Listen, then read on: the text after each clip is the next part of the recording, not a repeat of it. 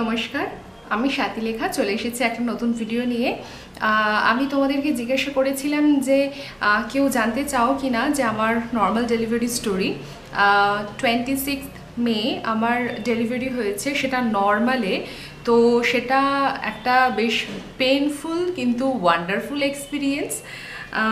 তো সেটা আমি শেয়ার করতে চাই এই কারণে, এক হচ্ছে এটা বাকি আরও অনেক প্রেগনেন্ট মাদার যারা আছে, প্লাস যারা নর্মাল ডেলিভারি নিয়ে ভয় পায়, আমার থেকে এক্সপিরিয়েন্সটা শুনলে হয়তো ভয়টা কিছুটা দূর হবে। আর এখন নতুন একটা খুব ট্রেন্ড হয়েছে গোটা ইন্ডিয়া জুড়ে, স্পেশালি ওয়েস্ট বেঙ্গলে, কলকাতায় মারাত্মক রকমভাবে সিজারিয়ান সেকশন বা সি সেকশন ডেলিভারি কিন্তু বেড়ে গেছে। যদি একটু ইন্টারনেট চেক করে দেখা যায়, কারণ এখন হচ্ছে ফোনের কাছে সারাক্ষণই আমরা রয়েছি, সেটাই বলা উচিত, বা আমাদের কাছে ফোন সারাক্ষণ রয়েছে। তো একটুখানি গুগল করলেই দেখতে পাওয়া যায় যে সিজারিয়ান সেকশন কিন্তু কিছু কমপ্লিকেটেড কেসের জন্যে, মানে আমার হাতে সময় নেই বলে আমি সিজারিয়ান সেকশন করাবো, বা ডাক্তারের হাতে সময় নেই বলে ডাক্তার সিজারিয়ান সেকশন করাবে, সেই জিনিসটা কিন্তু বেসিক্যালি হওয়া উচিত নয়। আর যারা নার্সিংয়ের স্টুডেন্ট, যারা গাইনি অফ পড়ছো, তারা ডি বই থেকে বা ডিসি দত্তা বই থেকে দেখে নিতেই পারো যে সিজারিয়ান সেকশন কখন করানো উচিত, তার কিছু ক্রাইটেরিয়া দেওয়া আছে। সেই ক্রাইটেরিয়াগুলো থাকলে কিন্তু তখন সিজারিয়ান সেকশন করা উচিত, না হলে নর্মাল ডেলিভারিটাই কিন্তু প্রেফারেবল। যাই হোক, এই ভিডিওতে আমি নর্মাল ডেলিভারি নিয়ে কোনো লেকচার দিতে বসিনি, আমি জাস্ট আমার এক্সপিরিয়েন্সটা শেয়ার করতে চাইছি, যাতে বাকিরাও এনকারেজড হয় নর্মাল ডেলিভারির কথা ভাবতে চেষ্টা করে। তো 26 মে আমি হসপিটালে যাই। আমার ওদিন ডেট দেওয়া ছিল, মানে অ্যাকচুয়ালি আমি পুরো 40 উইকস আমি কমপ্লিট করেছিলাম, কারণ আমার as such normal labour pain যেটা স্টার্ট হয় সেটা শুরু হয়নি। হ্যাঁ, এবার আমি যখন ডক্টর দেখাচ্ছিলাম তখন ডক্টর আমাকে জিজ্ঞাসা করেছিলেন, আমি একদম শেষের দিকে গিয়ে জাস্ট 2 সপ্তাহ আগে আমি ডক্টর চেঞ্জ করি। তো যিনি ডক্টর ছিলেন তিনি ভীষণ ভালো ছিলেন। তো তিনি আমাকে বললেন, Swati, are you interested in normal delivery? তো আমি তখন বললাম, yes ma'am, I am interested. আর তার সাথে এটাও বললাম যে যদি শেষের দিকে গিয়ে কোনো অসুবিধা হয় তাহলে তো আপনি সেটা বুঝতেই পারবেন। আর উনি বললেন যে হ্যাঁ অবশ্যই আমি সেটা বুঝতে পারবো, আর সেইভাবে আমি প্রসিড করবো। তো ওকে, তো জাস্ট ডেলিভারি 2 সপ্তাহ আগে উনি পরপর 2 সপ্তাহে আমাকে মানে চেক আপ করার সাথে উনি পার ভ্যাজাইনাল আর পিভি এক্সামিনেশন করলেন, করে উনি বললেন যে হ্যাঁ সার্ভিক্স সফট হচ্ছে। যারা নার্সিং পড়ছো তারা অলরেডি জানো যে ইউটেরাস, সার্ভিক্স, অ্যানাটমি বুঝতেই পারছো। তো উনি বললেন যে হ্যাঁ সার্ভিক্স সফট হচ্ছে, তো যেহেতু সময় এখনও আছে, নর্মাল ডেলিভারির পেইন যেহেতু এখনও স্টার্ট হয়নি, তো আমরা ওয়েট করতে পারি। তো সেই জন্য পুরো 40 উইকস আমার কমপ্লিট হলো। 26 রাত্রিবেলায় 9টার সময় উনি অ্যাডমিশন নিতে বলেছিলেন হসপিটালে। সেই হসপিটালে গিয়ে আমি অ্যাডমিশন নিই। অ্যাডমিশন নেওয়ার পরে আমার একটা প্রাইভেট শেয়ারিং রুম নেওয়া ছিল। তো আমি ভাবলাম ফার্স্টে হয়তো আমি রুমেই যেতে পারবো, কিন্তু না, আমাকে নিচে অ্যাডমিশন ডেস্ক থেকে বলে দেওয়া হলো যে সরাসরি আমাকে লেবার রুমে যেতে হবে। তো আমি ভাবলাম ওকে, হয়তো কিছু প্রসিডিওরস থাকবে, কিছু হয়তো মানে ডকুমেন্টেশন থাকবে, সেই জন্য হয়তো ডাকা হচ্ছে। তো ওপরে গেলাম, গিয়ে কথা বললাম। কথা বলার পরে জানলাম যে আমাকে তখন থেকে আমাকে লেবার রুমে থাকতে হবে till the time of delivery. তো তখন একটুখানি চাপ লাগলো, মানে আমি সবই জানি, ইনফ্যাক্ট আমি নিজে প্রচুর ডেলিভারি করিয়েছি, নিজে মানে সব কেস আমি সামনে থেকে দেখেছি, ডেলিভারির প্রসেস পুরো জানি এক্স্যাক্টলি কী হয় না হয়, কিন্তু নিজের সাথে যখন সেটা হবে তো অবভিয়াসলি যে কেউ ভয় পেয়েই যায়। তো যাই হোক, আমাকে ডেলিভারি রুমে আমাকে ওখানে একদম পেশেন্ট প্রিপারেশন করে আমাকে তখনই ওখানে রেখে দেওয়া হলো। আমার মেডিকেশন স্টার্ট হলো 11:30, কারণ যেহেতু নর্মাল পেইন আমার স্টার্ট হয়নি, লেবার পেন যেহেতু স্টার্ট হয়নি, তো আমার বেসিক্যালি ছিল ইনডিউসড লেবার, মানে মেডিকেশন দিয়ে পেনটাকে স্টার্ট করানো হয়েছিল। তো যারা অলরেডি অবস পড়ছো তারা জানো যে কীভাবে পেইন ইনডিউস করতে হয়। তো সেখানে আমাকে ফার্স্টে ওখানে যিনি রেসিডেন্ট ডক্টর ছিলেন তিনি এসে আমাকে একটা জেল দিয়ে গেলেন। তো আমাকে এসে ফার্স্টে একটা জেল দেওয়া হয়েছিল যাতে সার্ভিক্সের, ইউটেরাসের মুখে যে সার্ভিক্স রয়েছে তার মুখটা যাতে সফট হয়, আর চাইল্ড ডেলিভারি হওয়ার সময় বা বেবি ডেলিভারি হওয়ার সময় ইজি হয়, প্রসেসটা অনেক ফাস্ট হয়। তো সেই জন্য ফার্স্ট একটা জেল দেওয়া হয়েছিল। তো তারপরে ধীরে ধীরে ধীরে দেখলাম যে যত সময় যেতে থাকলো ধীরে ধীরে ব্যথা শুরু হতে থাকলো, কিন্তু এটা ইরেগুলার ছিল। আমি নিজে যেহেতু নার্স, আমি নিজে যেহেতু প্রসেসটা জানি, তো আমি বুঝতে পারছিলাম যে অনেকটা সময় লাগবে। তো 11:30টার সময় শুরু হলো, গোটা মানে রাতই ওরকম প্রচুর ব্যথা হচ্ছে, কম ব্যথা হচ্ছে, বেশি হচ্ছে, এভাবে চলতে থাকলো। তার মধ্যে আমাদের ইন্ডিয়াতে অ্যাওয়ারনেসটা এত কম যে ডেলিভারির সময় বিভিন্ন রকমের ব্রিদিং এক্সারসাইজ করা যায়, সেটা কিন্তু আমি নিজে একজন নার্স হয়ে কিন্তু খুব ভালো করে আমি জানি না। যদিও এই ব্যাপারটাকে বোঝার জন্যে আমি আমার প্রেগনেন্সি টাইমে ইউটিউবে প্রচুর সার্চ করেছি, প্রচুর গুগল সার্চ করেছি, প্রচুর বই পড়েছি যে এক্স্যাক্টলি কী কী করলে পেনটার সাথে আমি কোপ আপ করতে পারবো। যাই হোক, তো কিছু ব্রিদিং এক্সারসাইজ আমি শিখেছিলাম, সেই ব্রিদিং এক্সারসাইজগুলো আমি করছিলাম। যাই হোক, করে কিছু সময় পেন কন্ট্রোল হচ্ছিল, কিছু সময় পেন কন্ট্রোল হচ্ছিল না। ডাক্তারকে আমি বলে রেখেছিলাম যে আমি এপিডিউরাল অ্যানাস্থেশিয়া নেব, দেখে নিতে পারো গুগল চেক করে যে এপিডিউরাল অ্যানাস্থেশিয়াটা কী। তো আমি ভাবছিলাম যে এপিডিউরালটা কখন স্টার্ট হবে। তো ওখানে যারা নার্স ছিলেন তাদেরকে আমি জিজ্ঞাসা করে জানলাম যে অ্যাটলিস্ট সার্ভিক্স যদি 2.5 টু অ্যাটলিস্ট সার্ভিক্স যদি 3 to 4 সেন্টিমিটার ওপেন না হয় তাহলে কিন্তু এপিডিউরাল স্টার্ট করা যাবে না। আর প্রথম দিকে আমার সার্ভিক্স ওপেনই হচ্ছিল না, কারণ এটা ইনডিউসড লেবার, কোনো নর্মাল লেবার নয়। তো আমি তখনই বুঝে গেছিলাম যে অনেকটা সময় লাগবে আর কি। তো যাই হোক, সেই 11:30 থেকে শুরু করে গোটা রাত কাটলো। মাঝে মাঝে আমাকে ওখানকার রেসিডেন্ট ডক্টরও এসে দেখে যাচ্ছিলেন, প্লাস ওখানকার নার্সরাও এসে দেখে যাচ্ছিলেন। তাদের মধ্যে একজন দুজন আমাকে বলেও ছিলেন যে স্বাতি তুমি ঘুমিয়ে পড়ো। কিন্তু মুশকিলটা হচ্ছে এত ব্যথা হচ্ছিল, সত্যি কথা ঘুমানোর কোনো অবস্থা তখন ছিল না। তার মধ্যে রাত্রিবেলায় ওই জেল দেওয়ার পরে রাত্রিবেলায় এসে প্রায় আমার ফ্লুইড স্টার্ট করে দেওয়া হলো। নর্মাল স্যালাইনের সাথে আরএল চালানো হয়েছিল, তার সাথে আরও লেবার প্রসেস স্টার্ট করবার জন্যে যারা লেবার রুমে কাজ করেছো বা এক্সপিরিয়েন্সড তারা অনেকেই জানো সিনটোসিন বা অক্সিটোসিন খুব কমন একটা ড্রাগ, সেটাও স্টার্ট করে দেওয়া হয়েছিল। ভোরের বেলার দিকে এসে যখন রেসিডেন্ট দেখলেন যে ফার্স্টে একটা জেল আমাকে দেওয়া হয়েছিল সার্ভাইকাল রিপেনিংয়ের জন্যে, তো তারপরেও যেহেতু পেন খুব একটা প্রোগ্রেস করেনি, তো ভোরবেলার দিকে এসে আবার সেই জেলটাকে উনি পুশ করেছিলেন। তো তারপর থেকে ধীরে ধীরে ব্যথা আরও বাড়তে থাকলো। এর মধ্যে গোটা রাতের মধ্যে আরও 2-3 রকমের মেডিকেশন আমি পেয়েছি, অ্যান্টিবায়োটিকের জন্য স্কিন টেস্টিং করা হয়েছে। তো সব কিছু মানে হচ্ছে আর মাঝে মধ্যে একবার দুবার করে আমার হাজব্যান্ড এসে ঘুরে দেখে যাচ্ছে। মানে বেসিক্যালি আমি লেবার রুমে পুরো একাই ছিলাম, ওটা একটা প্রাইভেট লেবার রুম। জাস্ট আমার সাথে আমার ফোনটা ছিল, তো ফোনেই মাঝে মাঝে কথা বলছিলাম। আমার হাজব্যান্ড আমাকে ফোনের কর্ডও দিয়ে গেছিলেন গান শোনার জন্য, গান শোনার মতো মেন্টালিটি ছিল না। তো যাই হোক, এইভাবে অনেকটা সময় কাটলো। ভোরের দিকে এসে তখন রীতিমতো ব্যথা করছে, কিন্তু বুঝতেও পারছি যে সার্ভিক্স বেশি ওপেন হচ্ছে না বলে ইরেগুলার একটা পেইন হচ্ছে, কোনো রেগুলার রিদমিক পেন নেই। তো তারপরে ভোরের বেলা ওইভাবে পুরো কাটলো। 6:30 বাজলো, 7টা বাজলো। 7:30টার সময় আমার যিনি ডক্টর ছিলেন তিনি এলেন, তিনি এসে পারভেজানাল এক্সামিনেশন করলেন। করার পরে উনি মেমেন্টটাকে রাপচার করে দিলেন। আর বেবি যার মধ্যে থাকে ইউটেরাসের মধ্যে, তার মধ্যে কিন্তু প্রচুর অ্যামনিওটিক ফ্লুইড থাকে। তো উনি অ্যামনিওটিক ফ্লুইডটাকে বেসিক্যালি বের করে দিলেন মেমব্রেনটাকে রাপচার করে, যাতে লেবারের প্রসেসটা আরও স্পিডে প্রসিড করে।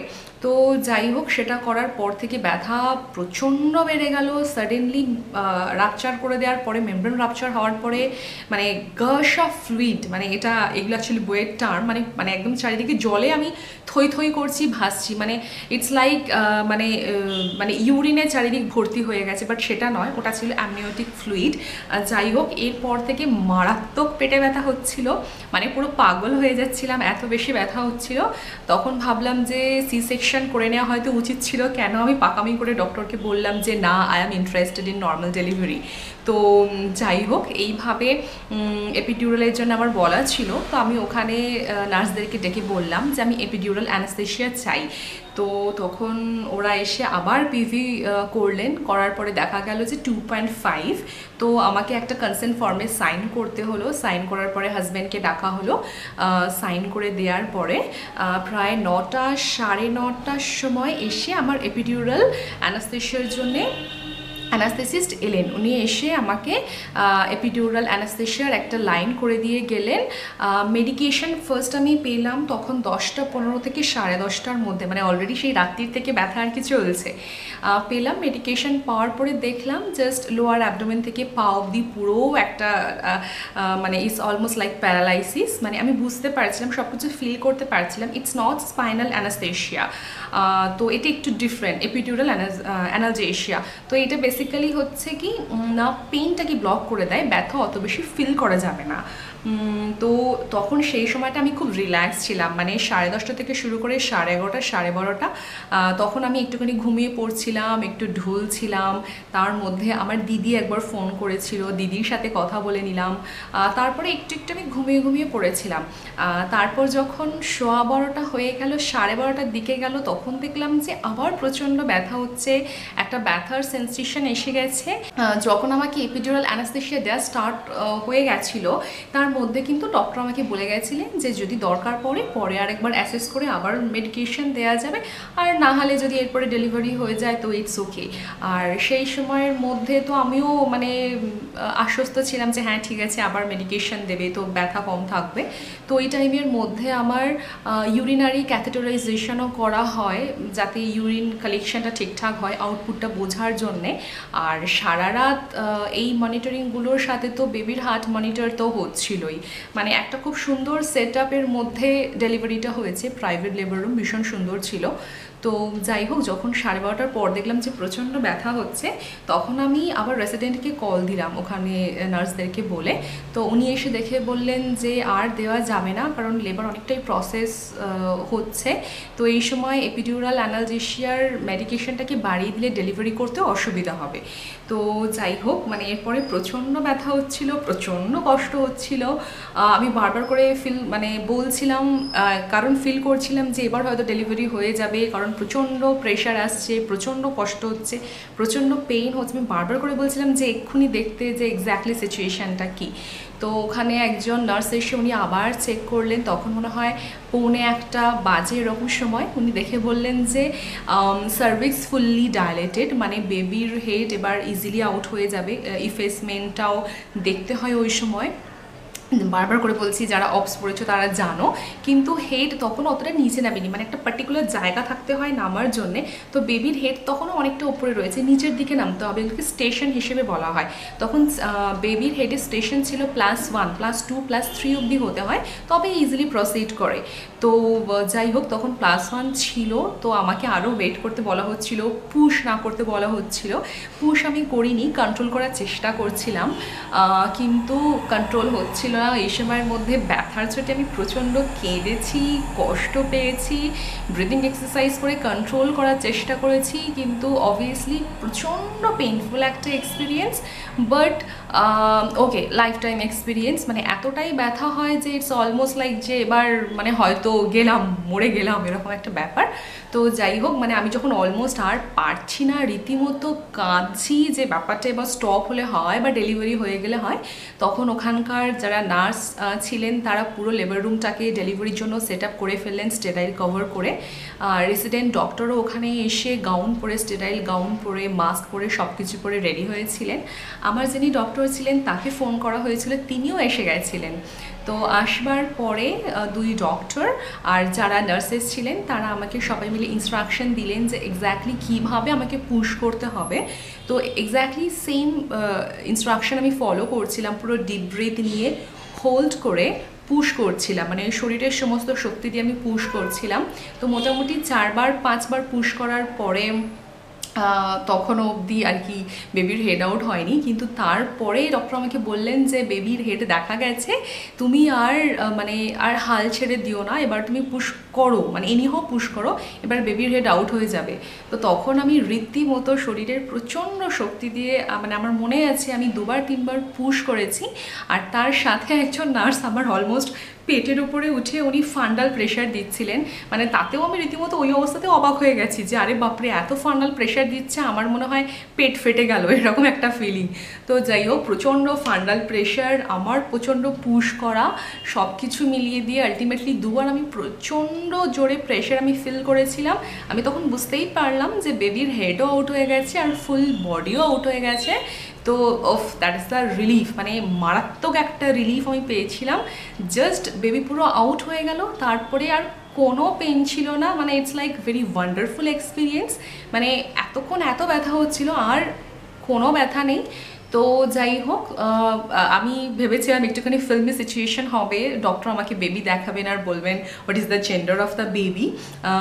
তো আমি বলবো yes it's a girl baby, কিন্তু দুঃখের বিষয় আমি কিছু বলার আগে ডক্টর নিজেই বেবিকে তুলে দিয়ে বলেছিলেন ইটস আ গার্ল বেবি।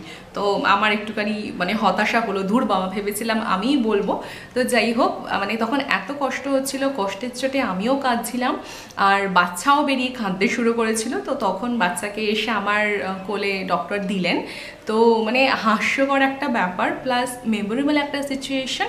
পাশে আমার হাজব্যান্ড দাঁড়িয়ে ছিলেন আর কি, হাজব্যান্ড দেখেছেন পুরো delivery process. Not only husband doctor বলে এন্ট্রি পেয়েছেন সেটা নয়, ওখানে হাজব্যান্ডদেরকে এন্ট্রি দেওয়া হয় ওই হসপিটালে। তো গোটা প্রসেসটা আমার হাজব্যান্ড দেখেছে। হাজব্যান্ড দেখে পরে হাসাহাসি করছে যে বাচ্চা বেরোনোর পরে বাচ্চাও কাঁদছে, মাও কাঁদছে, দুজনই মুখোমুখি তাকিয়ে কাঁদছে। তো it's a very wonderful experience. আর যাই হোক, কিছুক্ষণ পরে ডক্টর আমাকে বললেন যে একটু ওয়েট করো, প্লাসেন্টা আউট হবে। তো আমি কিছুক্ষণের মধ্যে মানে উইদিন 5 মিনিটস প্লাসেন্টা আউট হয়ে গেছে। আমার একটা ইচ্ছা ছিল যে নিজের প্লাসেন্টাটা একবার দেখবো, কিন্তু আমি বলতে ভুলে গেছিলাম বিকজ আমি তখন বেবিকে দেখছিলাম যে বেবিকে এক্স্যাক্টলি কী করছে। ওয়ার্মারে দেওয়া হয়েছে, ক্লিন করছে, জামা কাপড় পরাচ্ছে, ভাইটালস চেক করছে। আর তখন আর কি মানে বেবি ওয়াজ ক্রাইং। তো মানে একটা ওয়ান্ডারফুল একটা সিনারিও ছিল। দেন ডক্টর আমাকে বললেন যে প্লাসেন্টা আউট হয়ে গেছে, এরপরে আমরা এপিজিওটমি রিপেয়ার করব। ও হ্যাঁ, বলতে তো ভুলেই গেছি, আমাকে তো এপিজিওটমি দেওয়া হয়েছিল। তো এপিজিওটমি সেইটা কিন্তু রিপেয়ার করতে হবে, তার জন্যে লোকাল অ্যানাস্থেশিয়া দেওয়া হয়েছিল, দিয়ে ডক্টর স্টিচ করছিলেন। আর that time I felt everything, মানে পুরো আমি বুঝতে পেরেছি যে কীভাবে উনি স্টিচ দিচ্ছেন, মানে নিডল ঢুকছে বেরোচ্ছে, থ্রেড যাচ্ছে, আমি সব কিছু বুঝতে পারছিলাম। বাট হ্যাঁ, কোনো পেন ফিল করিনি, কারণ তখন লোকাল অ্যানাস্থেশিয়া দেওয়াই ছিল। তো কিছুক্ষণের মধ্যে এভরিথিং ওয়াজ কমপ্লিটেড, সব রেডি হয়ে গেল।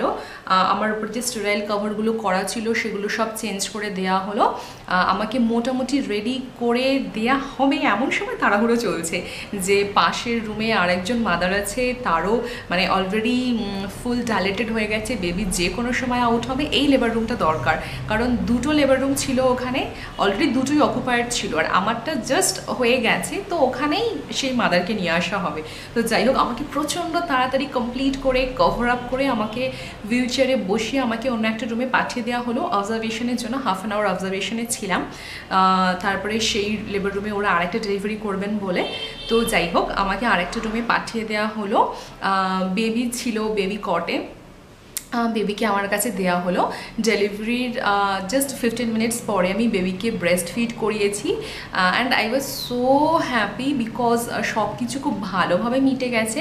বিকজ আমি একবার ভেবেছিলাম যে এইভাবে প্রসেসটার মধ্যে দিয়ে আমি যেতে পারবো কি না, চেয়েছিলাম যে প্রসেসটা যেন ঠিকঠাকভাবেই হয়। তো যাই হোক, আই ওয়াজ লাকি যে খুব ভালোভাবে প্রসেসটা হয়েছে। আমি একটা ভালো হসপিটাল পেয়েছিলাম, ভালো ডক্টর পেয়েছিলাম, খুব ভালোভাবে সব কিছু কমপ্লিট হয়েছে। আর এই ভিডিওটা করার আমার একটাই উদ্দেশ্য যে আজকাল সিজারিয়ান সেকশন প্রচুর বেড়ে গেছে। সেটা অনেক সময় প্রেগনেন্ট মাদাররাই চান যে আমি কোনো পেন ফিল করব না, পেনলেস ডেলিভারি হোক। এইভাবে বেড়ে যাচ্ছে সিজারিয়ান সেকশন। অনেক জায়গায় পেশেন্ট হয়তো নর্মাল ডেলিভারি করতে চাইছে, ডক্টর হয়তো রাজি হচ্ছেন না, কারণ নর্মাল ডেলিভারির পিছনে অনেকটা সময় দিতে হয়, অবজারভেশনে রাখতে হয় পেশেন্টকে। তো যাই হোক, আমি চাইবো আমার এই ভিডিওটা দেখে অনেকে এন্থু পাবে, অনেকে আশা রাখবে নিজের বডির প্রতি, because female body is such a miraculous element যেখানে we can bear the pain of normal delivery. আমরা পারি সেই নর্মাল ডেলিভারি পেনটাকে বিয়ার করতে। ইটস নট লাইক দ্যাট যে আমরা পারবো না, বাট অবভিয়াসলি এটা ফেথের উপরে ডিপেন্ড করছে, তো so it is really very important. And সেই জন্যেই অ্যাওয়ারনেস ভিডিও হিসেবে প্লাস আমার এক্সপিরিয়েন্স শেয়ার করার জন্য ভিডিওটাকে আমি বানালাম। আর ব্যাস এটাই। আর দুটো তিনটে হাস্যকর সিচুয়েশান, ওই যে এক প্রচুর কান্নাকাটি করেছি যে মানে সিজারিয়ান সেকশন করে নিলে মনে হয় ভালো হতো, আর দুই প্রচণ্ড কষ্ট হয়েছে এই কারণে যে কাঁদছি, কারোর সাথে কথা বলছি, নার্সদের সাথে কথা বলছি, ডাক্তারদের সাথে কথা বলছি, ইংরাজিতে কথা বলতে হচ্ছে। মানে এত কষ্টের সময় তো লোকে বাংলায় কথা বলতে চায়, বাংলায় কথা বলতে পারিনি। ওই কষ্টের মধ্যে কাঁদতে কাঁদতে আমাকে বাংলায় কথা মানে বলার কোনো সুযোগ ছিল না, ইংরাজিতেই কথা বলতে হয়েছে। তো ওটা প্রচণ্ড কষ্টকর একটা ছিল, এখন মনে করলে হাসি পায়। আর ডেলিভারি হয়ে যাওয়ার পরে যখন আমি রুমে চলে এলাম, এসে নর্মাল লাঞ্চ করলাম, মানে সব কিছু নর্মাল ছিল, মানে ফাইন, মানে ডেলিভারি হয়ে গেছে, তারপরে সব কিছু আবার গো ব্যাক টু নর্মাল, সব নর্মাল হয়ে গেছে। তো খালি একটাই কষ্ট ছিল, প্র্যাকটিক্যাল কষ্ট, সেটা হচ্ছে যে যেহেতু আমার এপিজিওটমি রিপেয়ার হয়েছিল ভ্যাজাইনার কাছে, তো সেখানে আমার বসতে দাঁড়াতে চলতে খুব কষ্ট হতো। সেই জিনিসটা আমার ছিল 7 দিন 14 দিন, প্রায় 1 মাস মতো কষ্টটা ছিল। ধীরে ধীরে সেই জিনিসটা ঠিক হয়ে গেছে। তো আমি জানতে চেয়েছিলাম যে আমার এক্সপিরিয়েন্স জানতে চাও কি না, অনেকেই বলেছিলে জানতে চাও, তাই আজকে এটা শেয়ার করলাম। Thank you.